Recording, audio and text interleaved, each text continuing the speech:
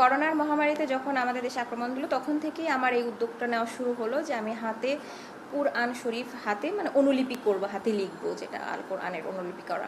তখন আমার কাছে মনে হলো কোনো কিছু করার জন্য আমি কিছু আয়াতুল কুরসি বা কোনো একটা ইয়াসিন সূরা লিখে ঘরের ভিতর টানে রাখতেছি, বিভিন্ন দুয়া ঠোয়া। তো তখন দেখলাম যে আমার হাতের লেখাটা, তখন দেখলাম আমি দেখে দেখে লিখতেছি যে বাহ, আমার হাতের লেখাটা তো ভালোই, আমি তো আরবি কখনো লিখিও নাই। মানে আমরা হচ্ছে চোখের আর্ট যেটাকে বলি, আমি চোখের আর্টে আমি আরবি লেখাটা ওই আর্টের মতো করে আমি লেখাটা শুরু করলাম।